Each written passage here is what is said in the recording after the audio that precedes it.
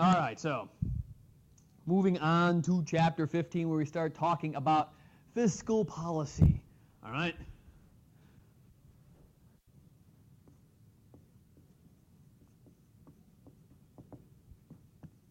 Please realize that fiscal policy is mostly talking about government spending and taxing policies. All right, so this is mostly what we're going to be discussing about when we start discussing fiscal policy. All right.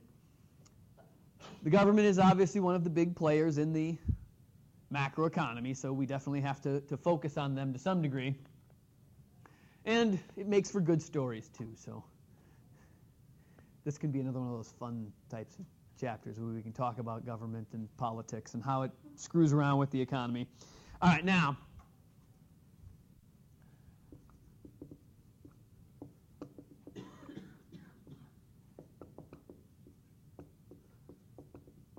so one of the things that you will hear bandied about on the news and other different things talking about the economy is discretionary fiscal policy, right? So discretionary fiscal policy, right? What this is the deliberate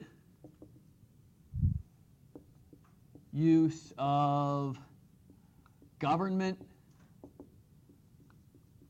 spending / taxing, either or, to influence aggregate demand.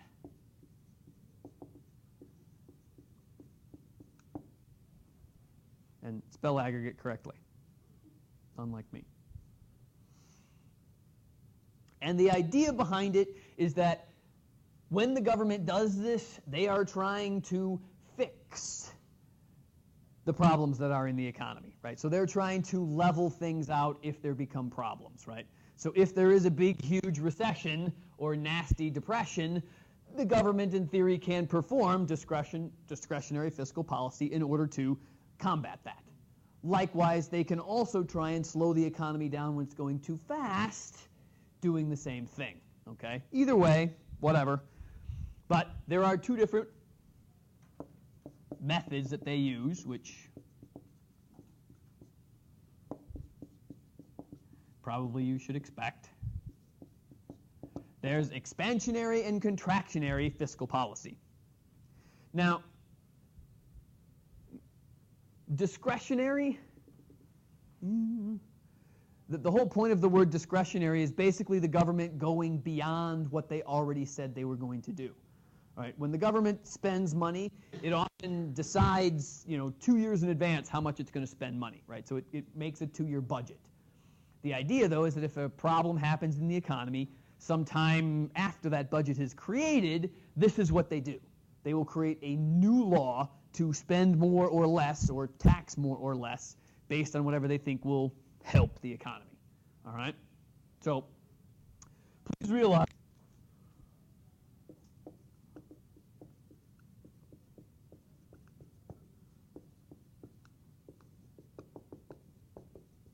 any change in fiscal policy has to be passed by law. The government can't spend a red cent without having the law passed to allow it to be spent.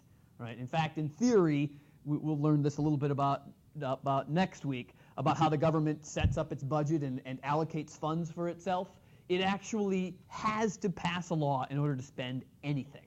Right? So which is why when there's gridlock in the government, you often have problems with government spending, because if they can't pass a law, then they can't pass the budget, and therefore they can't spend money.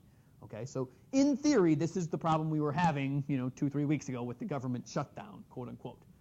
It was the people who appropriate funds to be spent saying, we're not going to pass a law to allow you to spend money the way you normally do. And so that's the way it works. All right, we'll talk a little bit more about that next week, like I said, but we just want to know what they're trying to do, and then we'll see how and why next week. So when the government is trying to be expansionary, when it is trying to push the economy because there is a recession,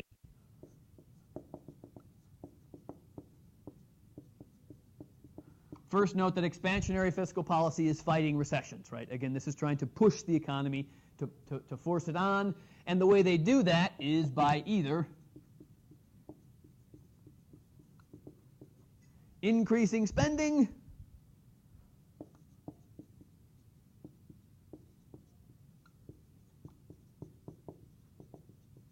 or decrease personal taxes, right? So if you think back to what Obama did back in 2008, 2009, he passed a law that said we want to spend $1 trillion of money from the taxpayers. In addition, we also wanted to decrease the payroll tax that all companies had to pay as well. Right? Both of those policies that were enacted were attempting to boost the economy that was struggling. Right? Standard thing. And presidents have been doing this for 80, 90 some odd years now. All right? All of them. Doesn't matter who they are. Contractionary fiscal policy.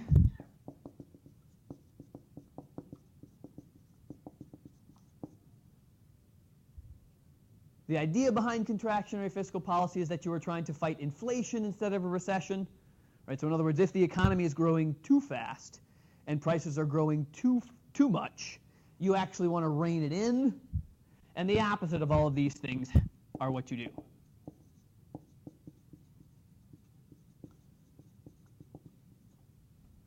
You attempt to decrease spending or increase personal taxes.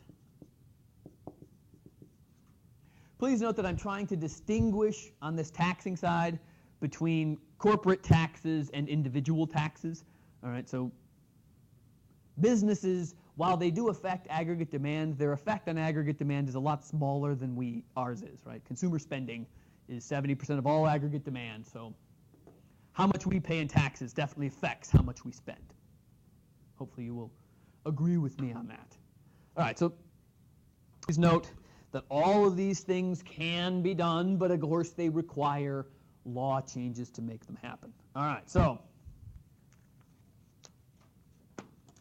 the question then is, once we decide that we are going to have expansionary fiscal policy, so Barack Obama comes up as president and says we need to spend $1 trillion. How come he said $1 trillion and not 100 billion or 200 billion or 5 trillion or whatever number he picked, right?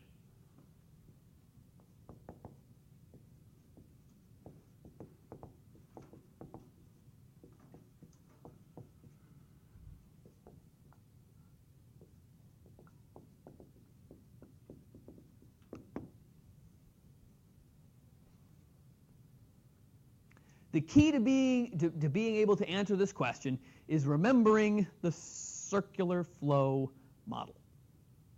All right? Remember.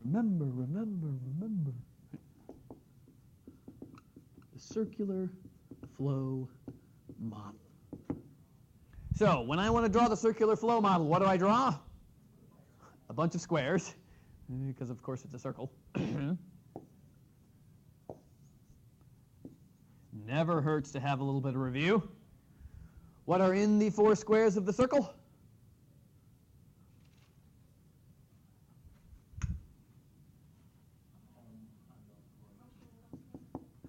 Households on the right, good. So what's on the left? Businesses, good. Product market on top. Factor market on the bottom. Very nice.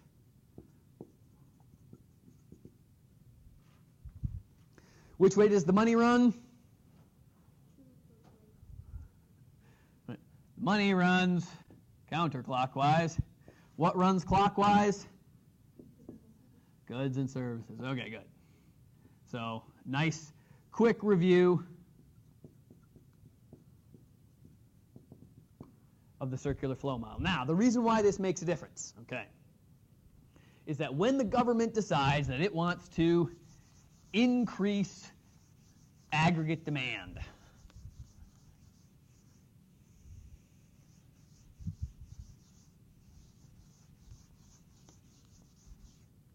so government wants to increase aggregate demand.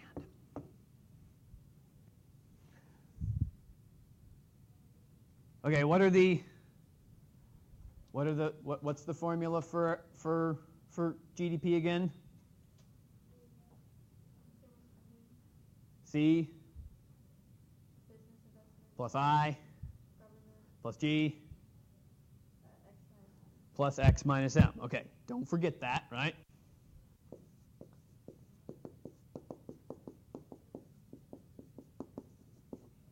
Okay, again, more review, never a bad thing. All right, now, government wants to increase aggregate demand. So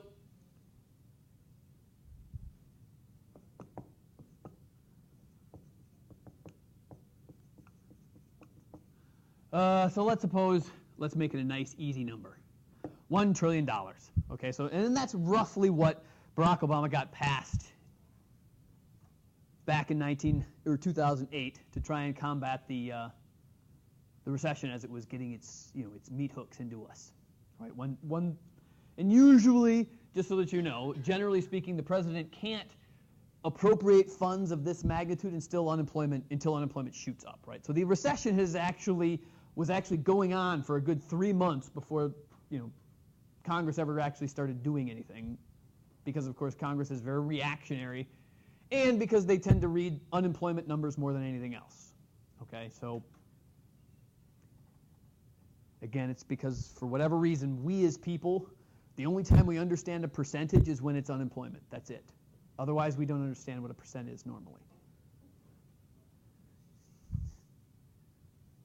Whatever. Okay. So the government spends $1 trillion. Okay, so when the government spends $1 trillion, where does that $1 trillion go?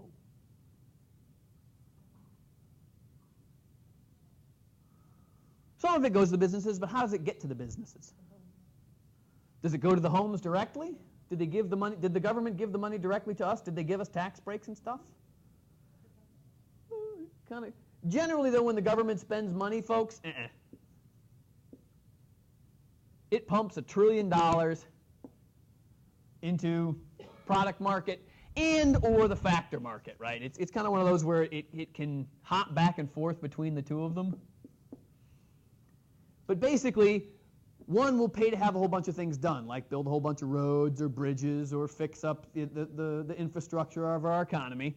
So $1 trillion flows into the product market or goes into hiring people to do that, right? So the trillion can kind of, you might think of it as going down into the factor market as well. But the fact remains is that $1 trillion, folks, is spent on GDP, okay? Period. So the government has increased aggregate demand by at least $1 trillion, period, all right?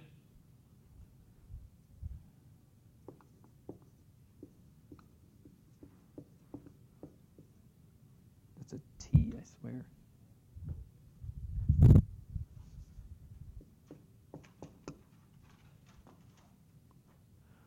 But the goal of the government here was not to grow aggregate demand by $1 trillion. That wasn't the goal. But if you'd have looked at aggregate demand in the 2008-2009 stage, it was down around either $4 or $5 trillion. But $1 trillion was felt to be enough. Why? Here is why. All right? When the government spends that $1 trillion and it hits GDP, where does that $1 trillion flow to?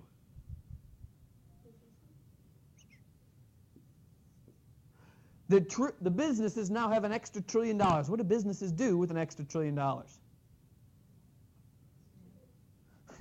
They keep some of it, but they also spend some of it into the factor market. They hire new people, right? I mean, since their inventories have dropped, they need to produce more goods and services. Now, they may not hire people, but they'll tell you, work a 60-hour week, maybe we'll hire some part-time people, blah, blah, blah, blah. All those different things. But the fact remains is that some of that money is going to flow into the factor market. The question is, how much? All right, and this is the one kicker that you have to work with, right, that causes difficulty in the calculation.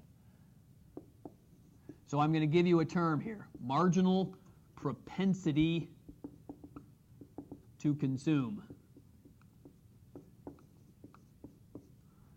The MPC, if you will.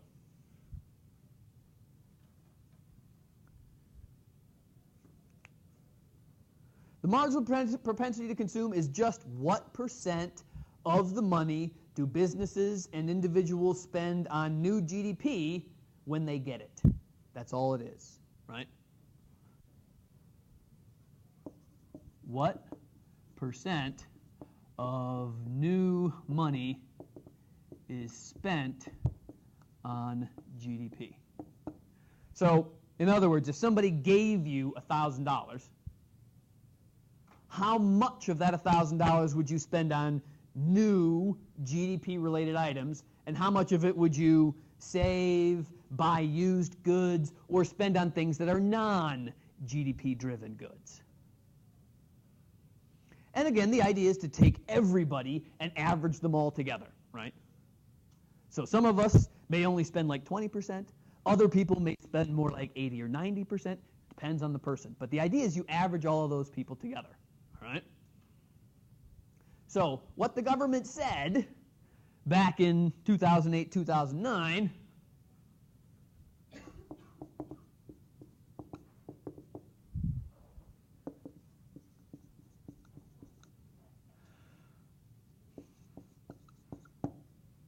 let's say it's around 80%.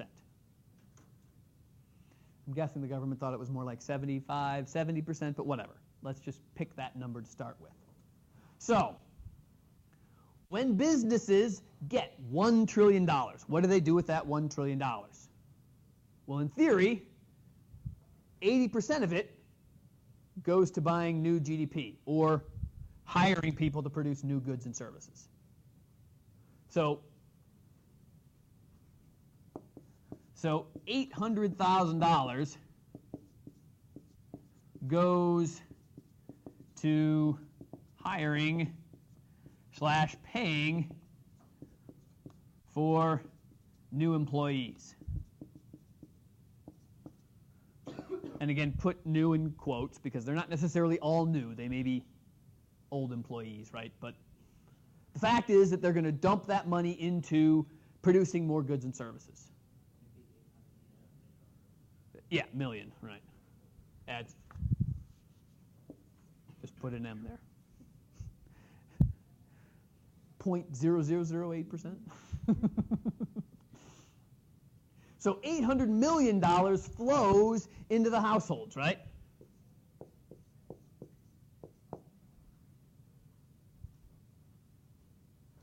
So that $1 trillion, the government spent $1 trillion. They bought, cars, trucks, cranes, roads, people, what have you. I mean, don't think people as in slavery, but people as in people to work for the government. Right? They started a couple new, they started some new TSA programs. They started programs, blah blah blah. Right? I mean, think New Deal type stuff. So this $800 million flows into the homes. What do the homes do with $800 million? Spend it. We keep using the same 80%, right? So we're going to take 80% of that $800 million and we're going to spend it on new GDP. The other 20%, we're either going to save or we're going to buy used stuff, right? So how much new GDP is created? And $800 million of GDP is created. Right, so again, grew by $1 trillion. Now how much has it grown by after the businesses spend it, right? It's $1 trillion plus 800 million, right? So total GDP. We started with $1 trillion. Now we've added $800 million because of the business spending. Now that $800 million rolls into the homes. The homes have $800 million. Again, what's 80% of 800 million? Or billion, sorry, put the right letter in front of your.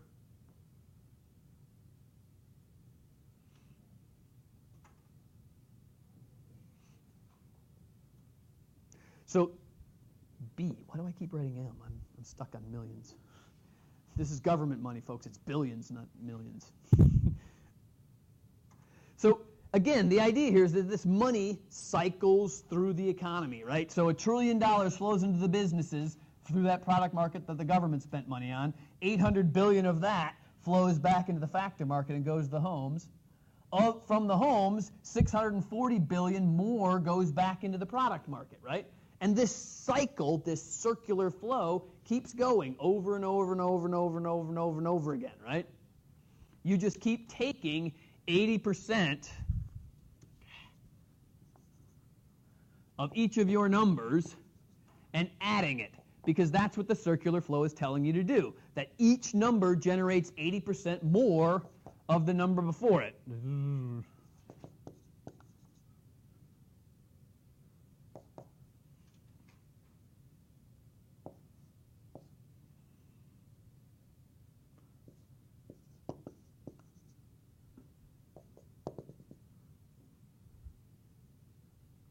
And it keeps circulating, hence the circular flow model. So the question is, if you add up all of these numbers, what does it add up to?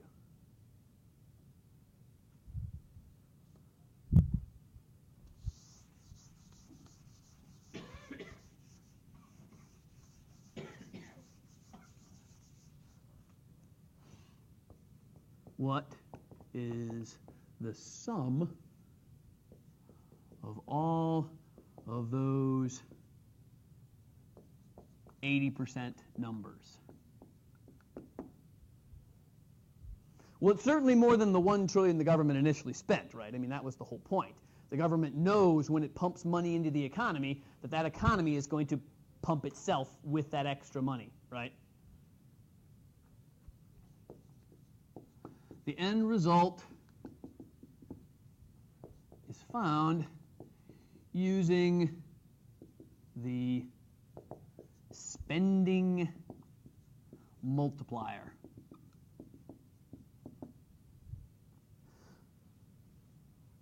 So instead of having to figure out how to add all these numbers up, it turns out all you have to do is multiply. Multiply, that's absolutely right.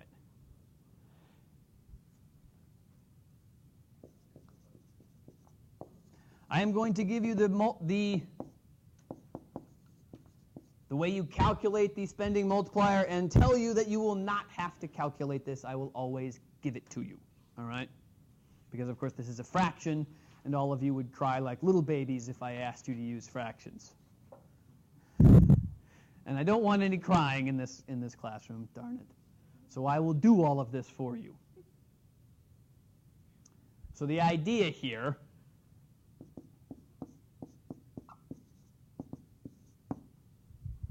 if you were to punch it in your calculator, that would be what it spit out at you. That the spending multiplier, given a marginal propensity to consume of 80%, is around 5. So the idea then is that the sum of all of these numbers is just your first number times 5.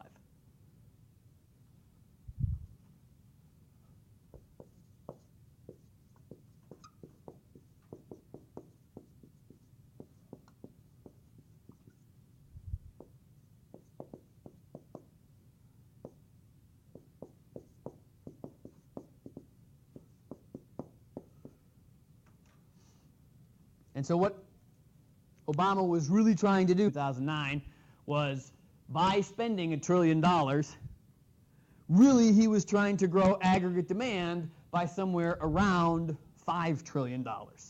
Because that's about how much aggregate demand had fallen that quarter.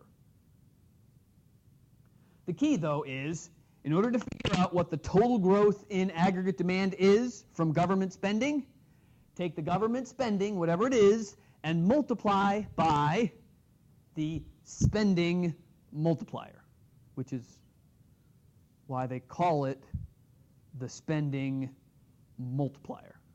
You take the spending multiplier and multiply by the spending to get the total growth in aggregate demand. All right?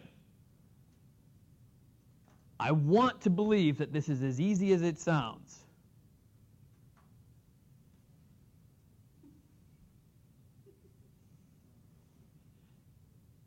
Okay? Okay.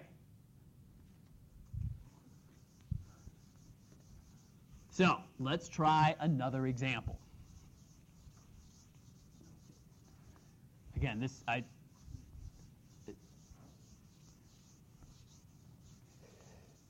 if you read this stuff in the book, it does come off kind of wordy and confusing in the text, okay? I'm warning you right now that it's a little bit of overkill in the text. It is as easy as I'm making it sound. That's I know it's weird, but that's really how it works, right? So, the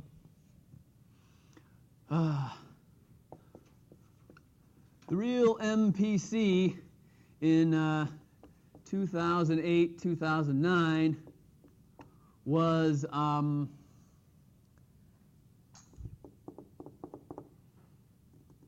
do I want it to be? Let's just make it easy. 50%, not 80%. Okay, so one of the unfortunate things that Barack Obama discovered was that his economic advisors were sadly wrong when it came time to determine how much money they should have really spent. They assumed that the MPC was around 80%, or they expected the money that they spent would have this MPC of 80%. They were flat out wrong. I mean, that's all there is to it, right? So what really happened was that MPC turned out to be 50%, all right? When, that's an N, the MPC equals 50%, the spending multiplier is 2.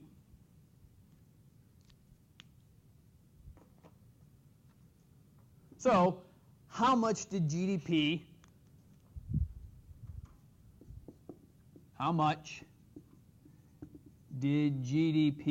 grow from the $1 trillion of government spending?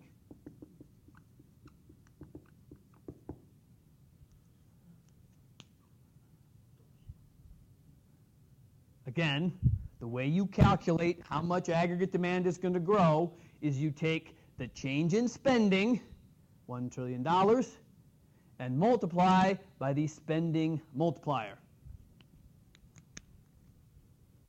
So the real growth in GDP in 2009 was $1 trillion times 2,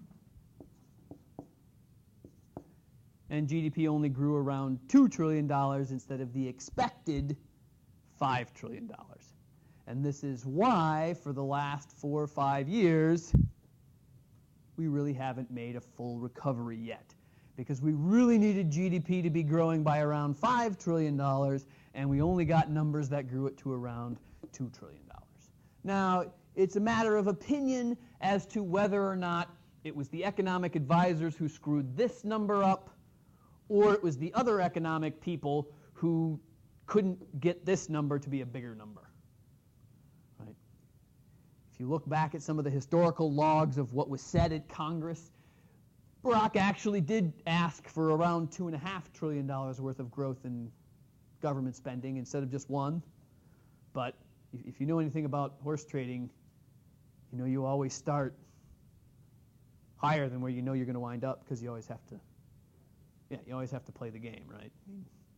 If you're trying to sell something for $100, you don't walk up to someone and say, "Do you want to buy this for $100?" No. You walk up to him and say, "This is $250. Wouldn't that be a great deal?" They look at you and say, "I wouldn't pay $50 for that." And you're like, "Oh, how about $125 for this?" And yes, the haggling process. You don't think it happens in government? Oh, you better believe it does, right? Absolutely, all the time, right? So initially, Barack Obama asked for $2 to $3 trillion in government spending. He ended up only getting $1 trillion, and unfortunately, that wasn't enough. Such is life. All right, so again, though, you guys, you should know what the MPC means, okay? It means what percent of stuff gets spent on new GDP. But as to how it's used, never worry about it, because what you really use is the spending multiplier. I will always give that to you, okay? Always. So you don't have to do any of this fraction crap. This stuff, no. You won't have to do it. I'll always do it for you. All right?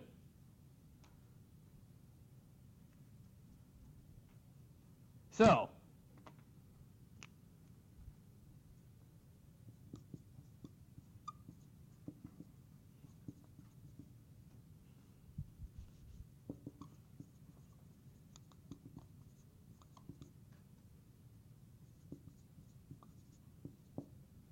What happens if it works the other direction, right?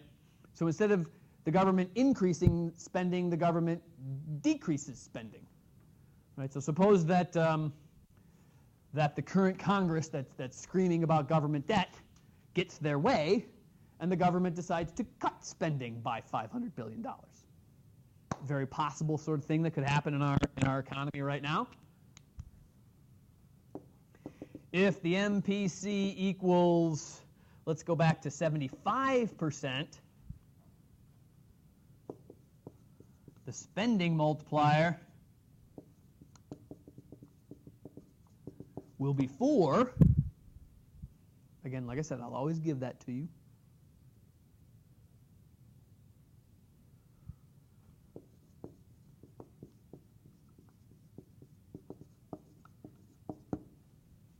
What happens to aggregate demand when the government cuts $500 billion? The cool thing about it is everything is the same, except that instead of this number being a positive number, it's a negative number, right? So if the government cuts $500 billion worth of spending, what happens to aggregate demand? Aggregate demand falls by whatever the spending change is, whether it's a plus or a minus, times the spending multiplier.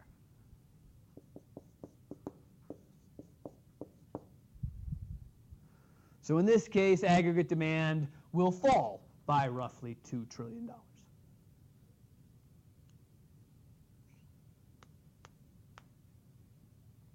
All right? Okay. So again, in order to figure out what the result of government discretionary fiscal policy is, take the spending change and multiply by the spending multiplier.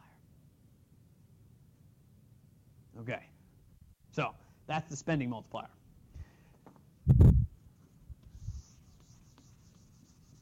Now, what other tool does the government have in its tool bag besides spending?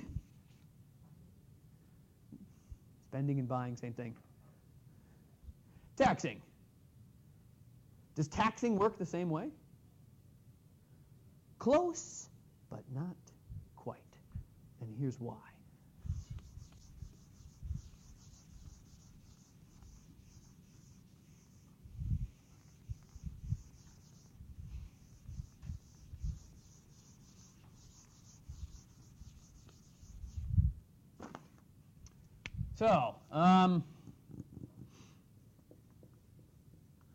So let's go back to the MPC equals 80% again.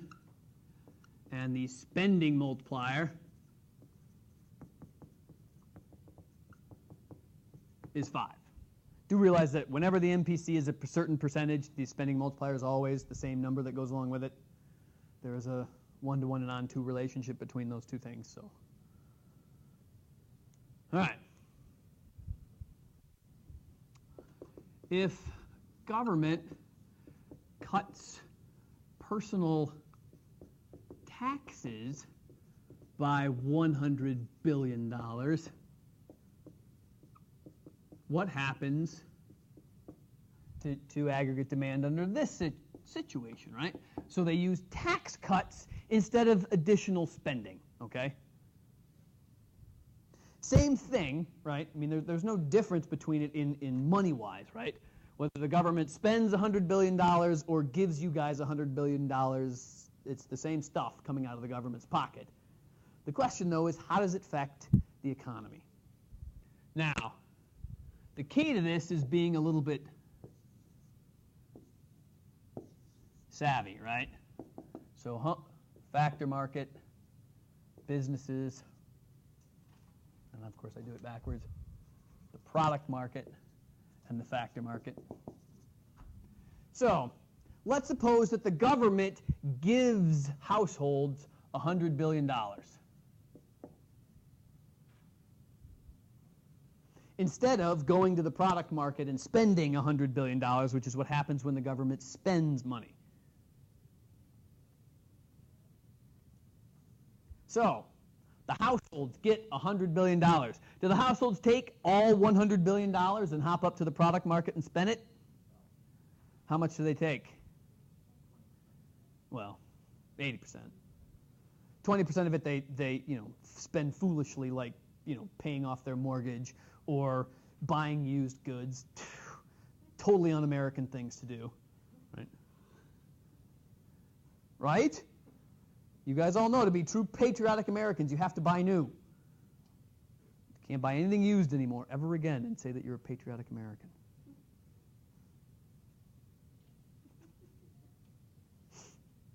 Anyways, households will only take $80 billion of that $100 billion into the product market and spend it. Because we, unlike the government, when we spend money, we don't spend it all on GDP. Government is a much better, a much more patriotic spender of money than we are. When the government spends a penny, folks, that penny is always spent on GDP, period. Okay? The government will never, ever, ever, ever waste a penny on anything that's not generating GDP. Buying used stuff is waste, remember, right? We have to make this country great, and the only way we can make it great is by growing GDP. Therefore, anything that the government's doing must grow GDP, period. Right? That's right. If the toilet seat's $1,000, you spend it, right? Doesn't matter. So the key here is realizing that what's the first spending that occurs from that $100 billion worth of government, in this case, handouts.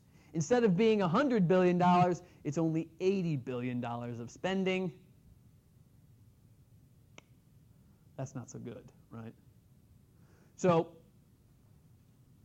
the key here is realizing that there's this really, really scary formula to figuring out what the taxing multiplier is. Once you see it, you're gonna be nervous. It's okay though. I have faith in you.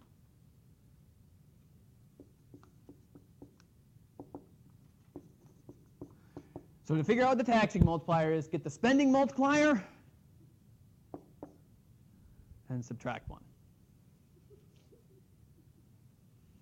I know that's tough to do. You will need your calculator.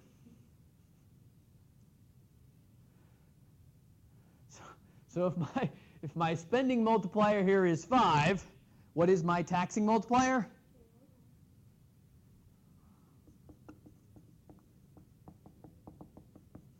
So if I want to see how much aggregate demand grows from a $100 billion tax cut, instead of multiplying by the spending multiplier, you multiply by the taxing multiplier, because of course these are tax changes instead of spending changes. So in this case, our taxing multiplier is 4. Aggregate demand will grow by $100 billion times 4 instead of times 5.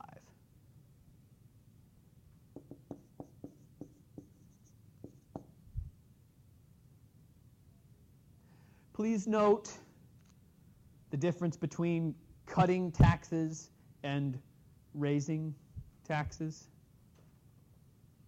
Again, you guys know this because you've all gotten a paycheck at least once in your lives, and every one of those paychecks had taxes taken out of it, right? So if taxes are raised, what happens to GDP?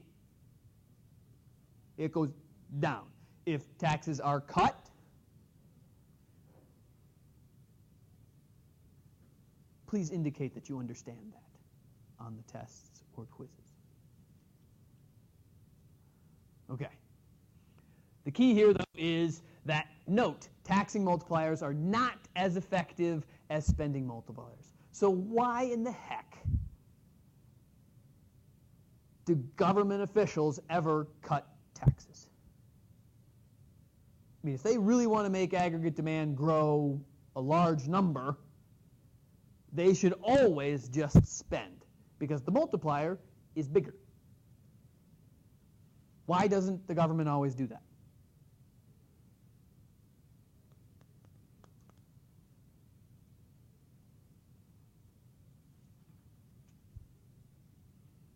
Why?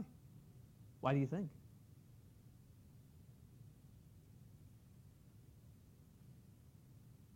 Grant, why doesn't the government always just spend more money? mean, they've given us tax breaks tons of times throughout our lifetime. Why? I mean, imagine, if you will, that you were trying to keep your job and you were a government official. Which one of these would make your constituents happier? Yeah, it's the taxing stuff, right? This is the reason why governments use tax multipliers, or they use tax cuts, because it tends to make their constituents happier and keeps them elected for the next go-round, right? Normally, when you see a president raise taxes, it's because they're in their second term, and they can't get reelected the next time anyways. That's when taxes tend to get raised, right? It was even true for George Bush, right? I mean, he said no new taxes, and for his first term, there was no new taxes. What happened his second term? Well, screw it. I need to pay for some war, and I can't get the government to spend anymore because there's all these liberals that don't want us to go deeper into debt at the moment, right? And they all said no, and so he said, fine, I'll raise taxes. And all the liberals said, oh, okay, go ahead.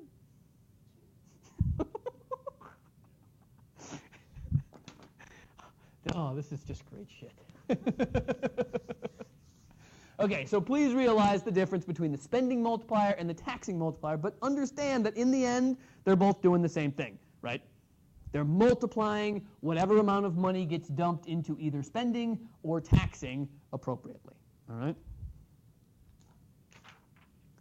All right.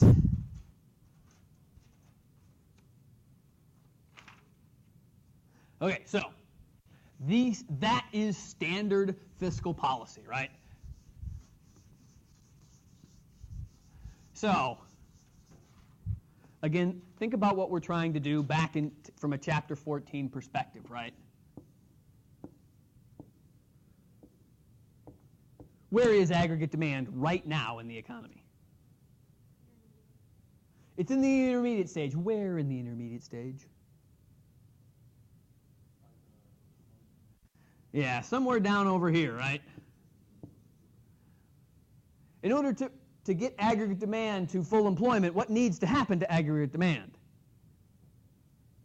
It needs to grow, right? So government should be doing one of two things. They should either be spending more or cutting more taxes, one of the two, if they are trying to get aggregate demand to full employment, from our basic understanding at this stage, right? So for those government officials who are trying to get government spending to reduce, which will lower aggregate demand and shift it to the left, what are they trying to do? I mean, just from our limited perspective, right? If aggregate demand moved all the way down to here because of a government tax cut or a government cut in spending, because that's what we need to do to quote-unquote balance the budget, they're trying to lower prices, right? Because they're afraid of inflation, because that's what they're assuming is going to happen, right? Of course, what might come along with those lowering prices is that we may slip into another recession, but that's in theory, if they were arguing it from our understanding of economics at this stage, that's what they're trying to do. To lower prices and potentially push us into another recession. Why would a government official want to do that?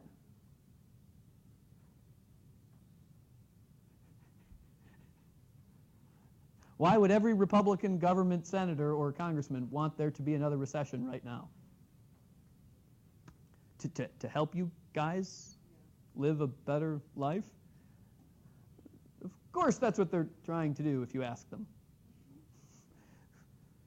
From a very basic understanding of what macroeconomics is, the average person's response to what the government who want to reduce aggregate demand is that you want us to go into another recession because, of course, you're a Republican and the current establishment is Democratic and you would like it to switch, which is a great reason if you had the balls to stand up and say it. Unfortunately, none of them have. Or you might think that prices are going to skyrocket, right? I mean, that was actually, I went to a talk by Paul Ryan back in 2009 who stated that the reason he voted against most of the increased government spending was that he was afraid we were going to go into a high inflationary period and that this extra spending would lead to that, which was a great proper, solid economic understanding and response to, pushing aggregate demand too far. Great response.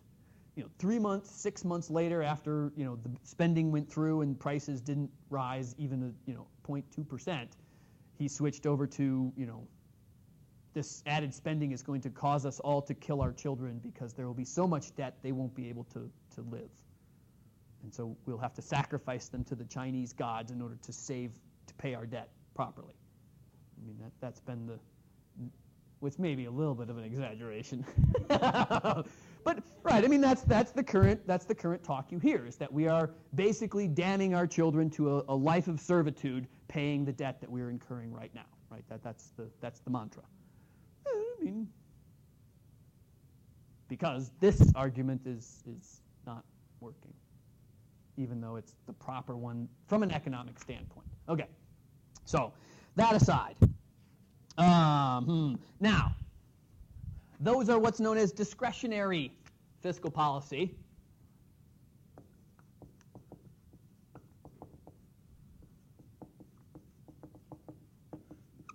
The idea here again is that in theory, all of these things that the government would be doing when they're increasing spending or decreasing spending, whichever one they're doing, it's to try and stabilize the economy, right?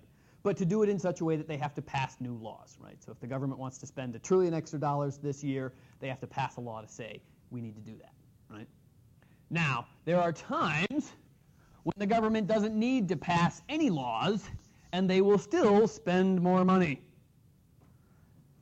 It's because of these things, right? Automatic stabilizers. Money that is spent/saved to automatically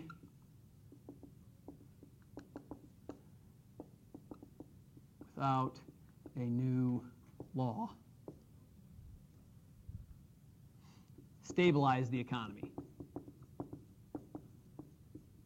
That's the definition of an automatic stabilizer. It's a little bit wordy for what it is, but the nice part about it is that automatic stabilizers work in both directions.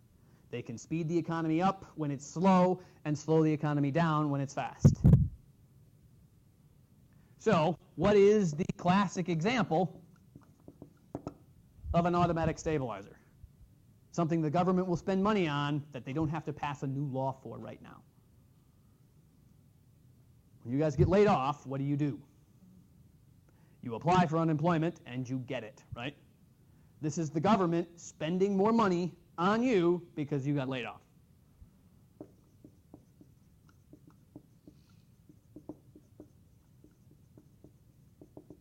Right? The money that you're getting paid from unemployment, folks, it's coming out of all your neighbors' tax check. I mean, that's the way it works. In theory, right? What other examples are there?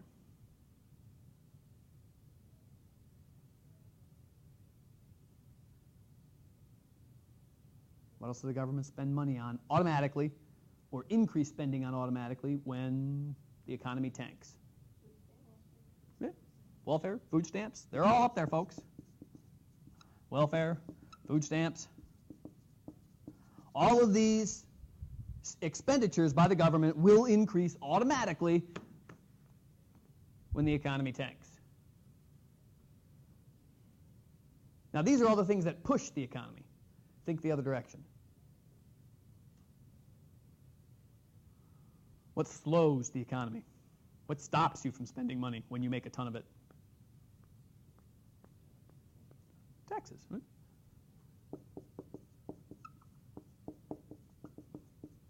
Folks, our income tax system is meant to slow the economy down if for some reason it starts taking off too fast, right?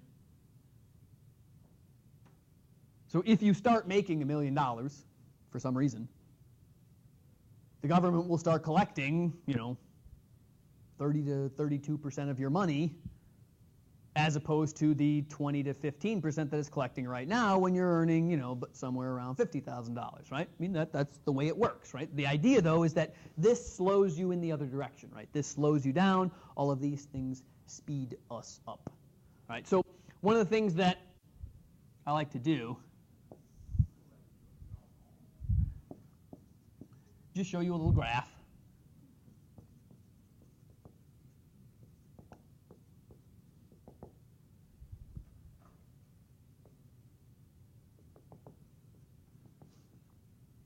So let me do them in multiple colors because it works better if they're in multiple colors. Spending / earning. All right, so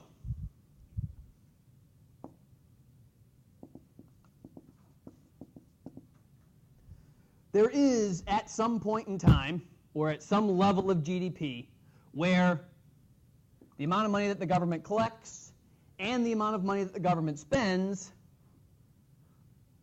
are the same.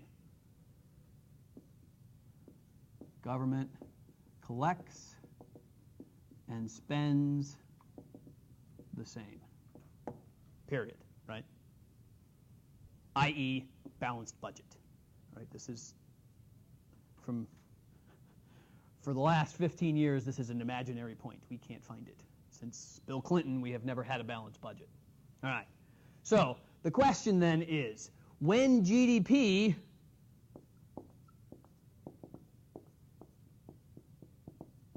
is in a recession, right? So when our economy is not doing very well, which one's higher for the government, spending or collecting? Spending, right?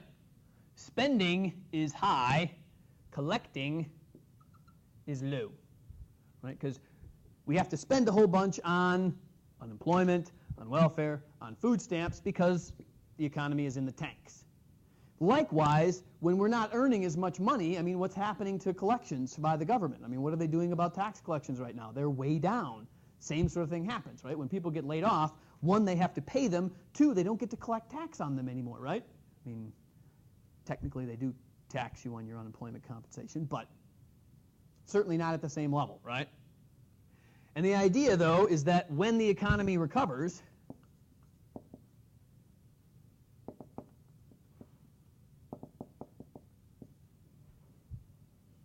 boom time, call it recovery or whatever you want to call it, right? I mean, it's boom time for me, baby. When we are making lots of money, how much is the government spending on things like unemployment compensation, welfare, and food stamps? Lots less, right? And how much are they collecting in taxes? Lots more. And so the idea behind this is that you really kind of have two lines. The black line represents the amount the government has to spend. The purple line represents how much the government collects based on levels of GDP, right? When GDP is good, when our economy is booming, people are hired, people are working, we collect more than we spend.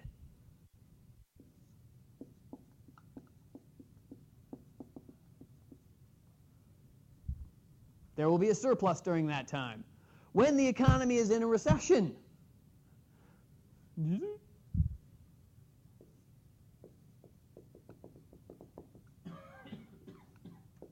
this is when we have deficits. This is when we have debt.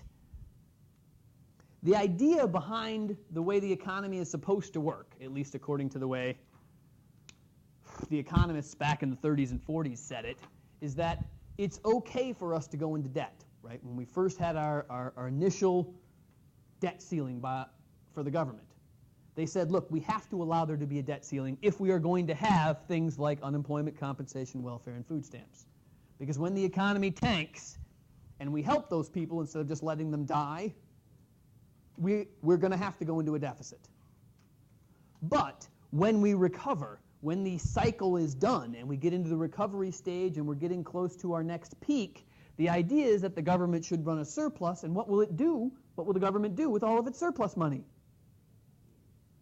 Pay off all of its deficits, right? And that's what our government has done over the last 100 years, right? Wow. The concept is valid. People have been saying, well, why doesn't the government pass laws like the states have, which say they can't go into debt anymore, right? Most of the states in the United States right now have a law at the state level that states your government cannot go into debt. If you don't collect enough money in taxes, you don't get to spend money on, whatever state aid you might offer. That's the way Wisconsin works. That's the way all the states in the Midwest work. I think it's almost all of the states. I don't know if it's all of them. All right? We can't run a deficit. So why can't the U.S. government do the same thing? This is why. If we decided at some stage that the U.S. government had to balance its debt, it had to have an even stream every year, all these people who would be collecting unemployment right now, sorry, sink or swim. Good luck. Would that be a good thing? Maybe, right? I mean, there's a lot of people that argue this would force those people to figure out how to do it. It would make them become more self-reliant, make them more responsible for their actions. They'll have to figure out how to do it. Tough luck, right? The problem, of course, is that if they don't do that, I mean, what happens to them? A little bit more death. Good or bad? I don't know. All I'm telling you is that's the way it is, all right? I like this little graph because it points out this sort of surplus deficit stage. The problem with it, of course, is that when you do have surpluses, what do we as a country, at least over the last 20 years, what have we done with all of our surpluses? What have we spent it on? It's not on $1,000 toilet seats, folks. It's on war, period. Right? Our two biggest boom times were during our last two big wars. And so all those surpluses that we had, which we should have been using to pay off our deficits from before, unfortunately we spent them on F-15s and new tanks and new armor and the kind of stuff that you need to do to go to war, right? I mean, smart bombs that you can point a laser at and they'll go to where the laser is. It's good stuff, but very expensive, right? So, again, I don't want to tell you what's right or what's wrong. I just want to tell you the way it is so that you know, okay? All right, so we got enough time. All right, so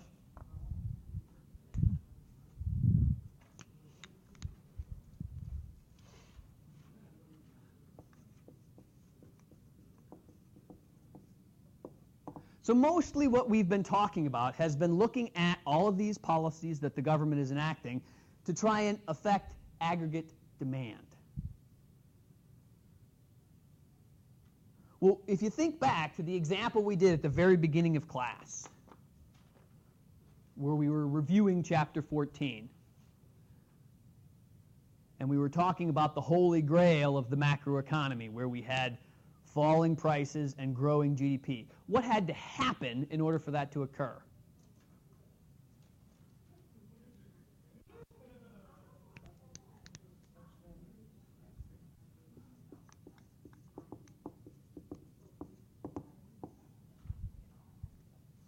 There's a slight difference between trying to affect aggregate demand and trying to affect aggregate supply. All right?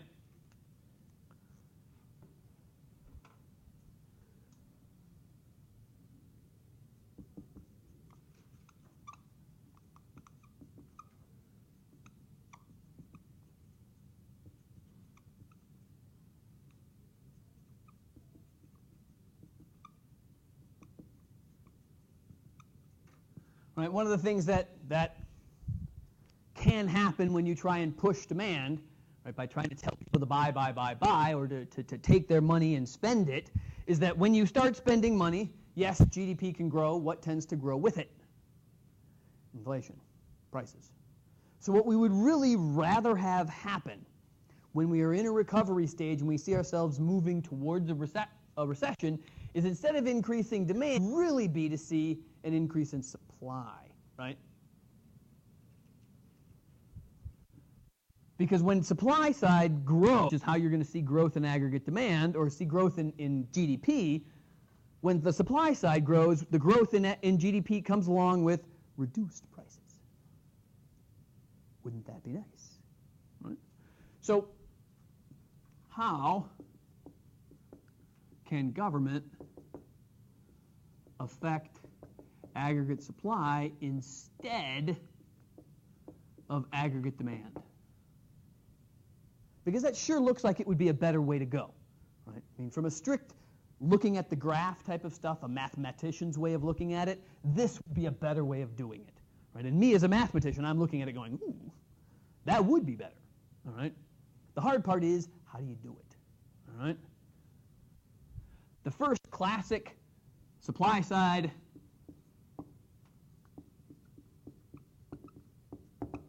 person, or in our history, was really Ronald Reagan. He was the supply side economist, or at least that's what his core group of economics said when they came out with their policies for government spending. They said, look, we don't need to have people spend more money. We need to have people save more money. And by saving more money, increase investment in business. Now, the problem with that is, how do we get business to increase their output? What increases aggregate supply? What are the 5 non-price determinants of aggregate supply again? No, that's aggregate demand. We want aggregate supply. Technology. Ooh. So one of the big ones here is technology. And actually, Ronald Reagan was one of the first presidents who created a fiscal policy that's geared towards this, right? R&D tax credits. This is an invention of Ronald Reagan's economic team.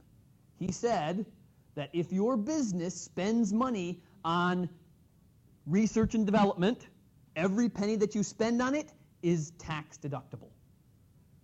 So from your corporate tax rate, just take this right out of your earnings. So what happened is that a lot of businesses started spending on R&D, and actually what was considered R&D back in the 80s? Computers. Cell phones. Every penny that businesses spent on computers and cell phones back in the 80s and 90s was written off tax-free because of Reaganomics. Brilliant, ingenious move. Because once you start using a computer versus writing everything, what happens to your productivity? For any of you that have ever done any problems by hand as opposed to by computer, you realize that usually by computer is much better, right? So the idea here is that all of that money that was given to these companies as tax credits led to a technological surge, and aggregate supply in the 80s and 90s was booming. Productivity by workers shot way up, all right? And because productivity in workers shot up, what happened to the wages of workers? Well, they went up, but nowhere near the level of productivity. But whose wages went up the most, though? CEOs, CFOs, C blank O's, take your favorite C and put a letter in between it, no, right? This is where income inequality, unfortunately, started happening. It's one of the things that's sort of been tied to technology is the advent that, for some reason, a manager is more important than a worker. The problem, of course, really stemmed from the fact that businesses just had so much money they didn't know what to do with it. And instead of doing what they probably should have done and paying taxes on it, they started sharing it with, their CEOs. So they got bonuses in the millions. And again, a bonus to a CEO is again an investment in research and development, and therefore it's a tax deductible investment in the future. So all of those bonuses that CEOs earned was tax exempt until the early 2000s, when the government figured out how to tax it. And so what the businesses did was, instead of paying them bonuses in cash, they paid them bonuses in stock options, and they earned it all as capital gains instead of as cash. And the capital gains tax rate, of course, is about 1/3 the income tax rate. So they still figured out how to backdoor the government on all of these profits that these high-level managers were making. Again, it was, I mean, the concept of profit sharing got lost somewhere in there. I'm not entirely sure why, but it did. So again, what else could you do? You could look to have resource costs lower, right? If we could get lower resource costs, we could have businesses that would produce more. So what did the U.S. government do to try and reduce resource costs for businesses? They create better infrastructure so that it's cheaper for them to travel goods from one point to another. This is why we have the interstate system, right? Was to make it easier for businesses to transport goods, right? Shift the aggregate supply curve, growth in GDP, drop in prices, double bonus, all right? What else shifts the aggregate supply curve? Taxes, exactly. So the other thing that Ronald Reagan did while he was in here was he cut corporate tax rates. They used to be in the 20% range, cut it down to 18%. Again, businesses were producing more. They did produce more for most of the 80s. Again, unfortunately, most of the profits from all of that additional production didn't really go to the people, which was sort of unfortunate, or maybe unfortunate, depending on who you are. Right? I mean, most of you are not sons or daughters of one of the wealthy elites of this country, so I assume it's safe for me to say that you got screwed just like me. But what else did Ronald Reagan do? Yeah. Most of those subsidies were up here, folks. It was really towards tax credits. Again, it was subsidies for government or for businesses to produce more. Again, unfortunately, what the stipulation of these subsidies often was back in the 80s and 90s was not tied to where the production was occurring. It was just more production. So what did our businesses do to produce more and do it cheaper? They moved to China or to India, where resource costs were even cheaper than they were here. Sort of led to the outsourcing movement. Again, unintended consequences. What was the last one? Regulations. What else did Ronald Reagan do? He deregulated a lot of businesses that were out there, right? I mean, again, this was all to try and push aggregate supply to the right. There was an instance of every one of these during his term in office, or terms in office. And there hasn't been a president that's cut any of these things, by the way, folks, right? All of those technology R&D credits, those are still out there, folks, right?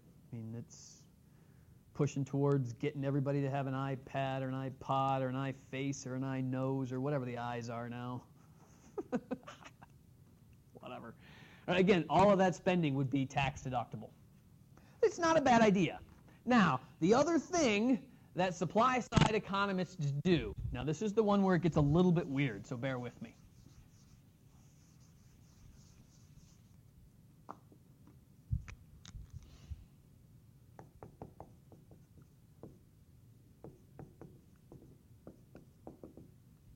This out there in the world about what income tax cuts do.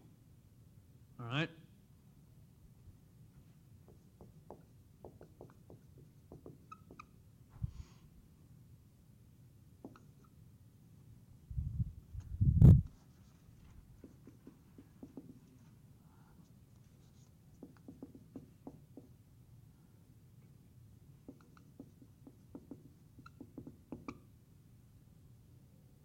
You don't know what a monetarist is, but we'll get there. Just bear with me to some degree. So Keynesians tend to be demand-side economists, whereas classical economists or monetarist economists, they tend to be supply-side. Just, again, this is just a general overview of the two types of economists that we really know right now and how they exist, right? What Keynesians argue when you have income tax cuts, right?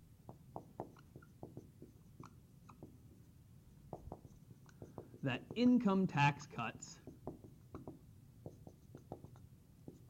increase aggregate demand. The idea is that when your taxes get cut, you spend more, you spend the extra money that you are given or not taken away from you, however you want to look at that, and that aggregate demand grows from it. Supply side economists say that that's not true. They argue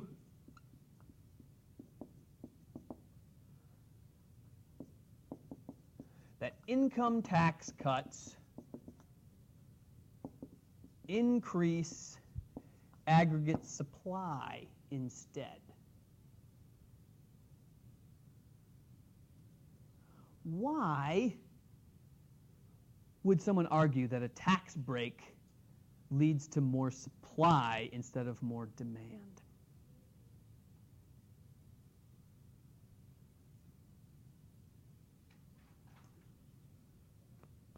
Well, but this is for income, not for corporate taxes, right? This is income taxes. This is individuals like you guys.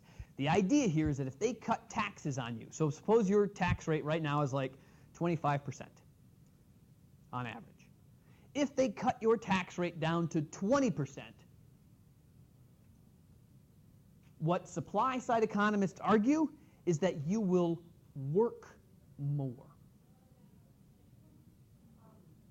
Because the incentive for you to work is higher when the tax rate is lower. So instead of having to give away every dollar for $4 that you earn, you only have to give away $1 for every $5 that you earn. Therefore, you are going to work more because you get to keep more of it. Right? So here, lower tax rates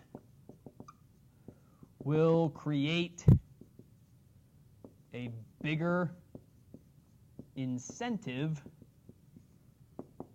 to work.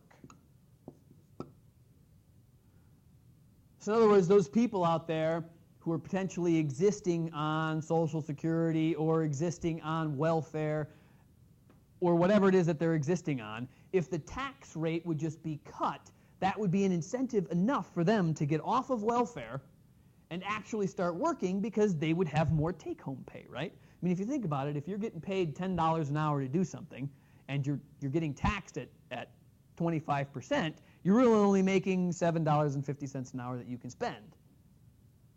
But if we reduce the tax rate to 20%, now you get to make $8 an hour of actual real take-home pay, and now you'll work more, or you'll actually work, period, because it's worth it, right? You'll make more from having a job as opposed to collecting welfare payments. Solid argument, right?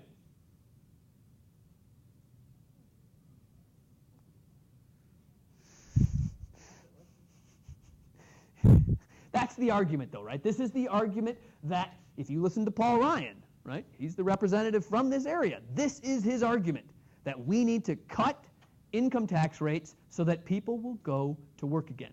It's not that there aren't jobs for those people, it's that the jobs that are out there for those people do not have enough of an incentive for them to actually take them. If we would just cut tax rates, people would start taking those jobs and start working again. That's the argument. That's a supply side economist as opposed to a Keynesian. A Keynesian economist says, analyze how much money you're going to make. Whichever one you make more money at, that's the one you're going to do. Again, you're still going to spend the difference, right? Their thought is that if I can make the same amount of money in welfare as I can working, fine, I'm going to do the one that's easier, welfare, right? I'm going to do it. I'm going to spend the same amount. And even if they do offer me an extra 50 cents per hour, that would make me get paid more, I'm not going to do it because I can survive with what I'm at, and that's good enough for me, right? So here, the argument is the money won't draw workers.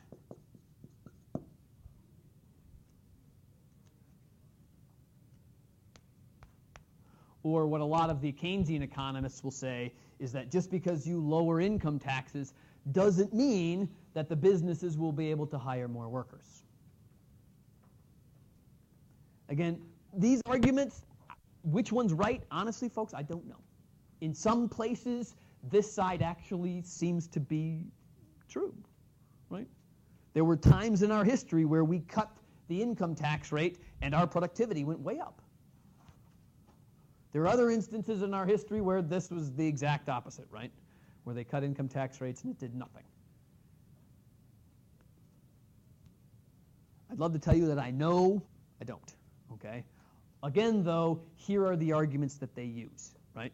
And this is relatively subtle, though, and it's very important. This is a very libertarian, old school Republican Tea Party type of concept, right? If you just get your hands out of my pocket, I will work more, right? There's nothing wrong with that argument. It's a nice, good, solid argument. It's just when you take it to the extreme that it doesn't work very well. But that's the difference between supply-siders and demand-siders. All right, so that is chapter 50. Oh, my goodness, sorry. I got a little carried away, didn't I?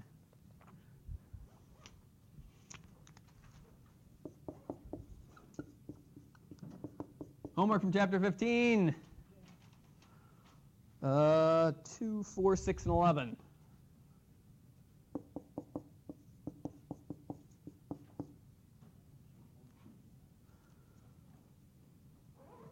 A note again, folks, that all of that spending multiplier, taxing multiplier argument, that's all Keynesian side argument, okay?